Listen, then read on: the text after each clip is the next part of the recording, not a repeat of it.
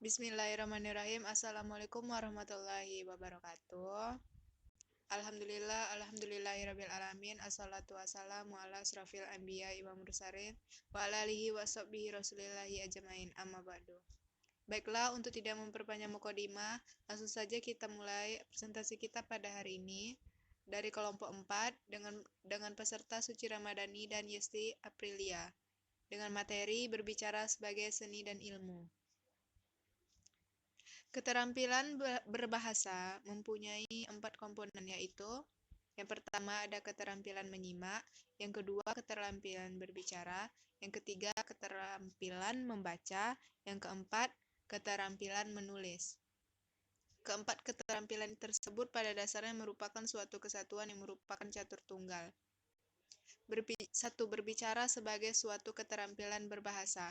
Berbicara adalah suatu keterampilan berbahasa yang berkembang pada kehidupan anak, yang hanya didahului oleh keterampilan menyimak, dan pada masa tersebutlah kemampuan berbicara atau berujar dipelajari.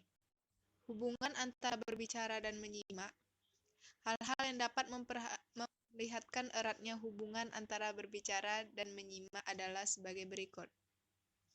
Yang pertama ada ujaran, biasanya dipelajari melalui menyimak dan meniru. Yang kedua, kata-kata yang dipakai serta dipelajari oleh sang anak ditentukan oleh perangsang dan kata yang banyak member bantuan dalam menyampaikan ide atau gagasan mereka. Yang ketiga, ujaran sang anak mencerminkan pemakaian bahasa di rumah dan dalam masyarakat tempat hidupnya. Yang keempat, anak lebih dapat memahami kalimat yang panjang dan rumit daripada kalimat yang dapat diucapnya. Yang kelima, meningkatkan keterampilan menyimak, berarti membantu meningkatkan kualitas berbicara seseorang. Hubungan antara berbicara dan menyimak. Yang pertama, penampilan membaca berbeda sekali dengan kecakapan berbahasa lisan. Yang kedua, pola ujaran tuna aksara mungkin mengganggu pelajaran membaca bagi anak. Yang ketiga, ujaran dapat meningkatkan bahasa lisan pada anak. Yang keempat, kosakata khusus mengenai bahasa bacaan harus diajarkan secara langsung. Hubungan antara ekspresi lisan dan ekspresi tulis. 1. Sang anak belajar berbicara jauh sebelum dia dapat menulis. Yang kedua, anak yang sudah dapat menulis dengan lancar biasanya dapat menuliskan pengalaman pertamanya secara tepat tanpa diskusi lisan pendahuluan, tetapi masih perlu membicarakan ide-ide yang rumit dan diperoleh dari tangan kedua. Yang ketiga, ekspresi lisan kurang berstruktur, sering berubah-ubah, tidak tetap, biasanya lebih kacau dan membingungkan daripada ekspresi tulis. Yang keempat, pembuat catatan serta pembuat bagan atau rangka ide-ide yang disampaikan pada suatu pembicaraan akan menolong siswa mengutarakan ide-ide kepada pendengar. Konsep dasar yang mendasari pendidikan berbicara dapat dikelompokkan ke dalam 3 kategori, yaitu yang pertama, hal-hal yang berkenaan dengan hakikat atau sifat. Yang kedua, hal yang menyatakan proses intelektual yang diperlukan untuk mengembangkan kemampuan berbicara dengan baik.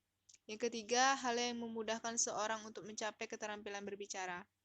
Wilayah berbicara biasanya dibagi menjadi 2. Yang pertama, berbicara terapan atau berbicara fungsional. Yang kedua, pengetahuan dasar berbicara. Kalau kita memandang berbicara sebagai seni, maka penerapan terletak pada penerapannya sebagai alat komunikasi dalam masyarakat. Butir-butir yang mendapat perhatian antara lain, yang pertama berbicara di muka umum, pemahaman makna kata, diskusi kelompok, argumentasi, debat, prosedur parlementer, penafsiran lisan, seni drama, berbicara melalui udara. Dan kalau kita memandang berbicara sebagai ilmu, maka hal-hal yang perlu, mekanisme berbicara dan mendengar, latihan dasar bagi ajaran yang bersuara, bunyi-bunyi bahasa, bunyi-bunyi dalam rangkaian ujaran, vowel-vowel, diftong-diftong, konsonan-konsonan, patologi ujaran. Konsep-konsep dasar yang mendasari pendidikan berbicara dapat dikelompokkan dalam 3 kategori, yaitu hal-hal yang berkenaan dengan hakikat atau sifat dasar ujaran, hal-hal yang menyatakan proses intelektual yang diperlukan untuk mengembangkan kemampuan berbicara dengan baik, hal-hal yang mudah seorang untuk mencapai keterampilan berbicara. Selanjutnya, materi akan dibacakan oleh Yesti Aprilia. Kepada Yesti, saya persilahkan. Assalamualaikum warahmatullahi wabarakatuh. Baiklah, di sini saya akan melanjutkan pembahasan materi dari kelompok kami. yaitu ragam seni berbicara. Secara garis besar, ragam seni berbicara dapat dibagi atas. Yang pertama, berbicara di muka umum pada masyarakat yang mencakup 4 jenis, yaitu berbicara dalam situasi yang bersifat memberitahukan atau melaporkan atau bersifat informatif. Berbicara dalam situasi yang bersifat kekeluargaan, persahabatan. Berbicara dalam situasi yang bersifat membujuk, mengajak, mendesak, dan meyakinkan. Dan yang terakhir yaitu berbicara dalam situasi yang bersifat merundingkan dengan tenang dan hati-hati. Dan yang kedua yaitu berbicara pada konferensi.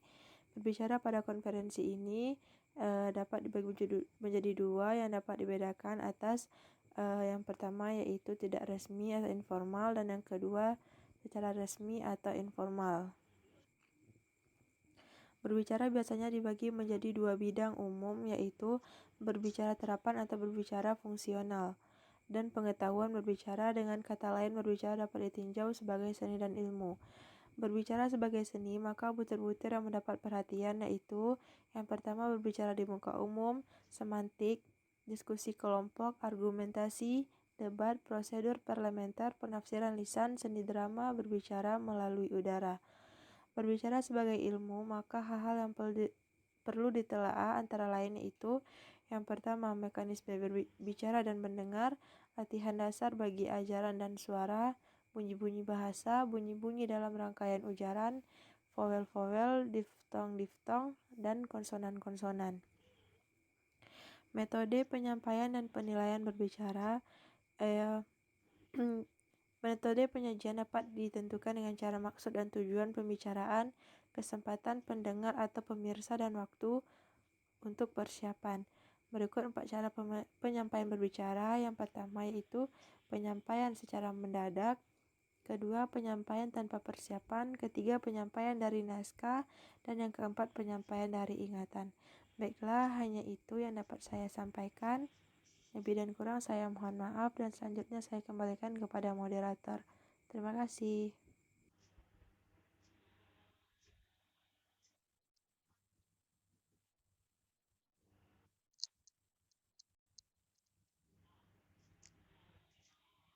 Baiklah, segitu saja materi dari kami mengenai berbicara sebagai ilmu dan seni. Bila ada kata yang salah, kami berdua mohon maaf. Saya tutup dengan Assalamualaikum warahmatullahi wabarakatuh.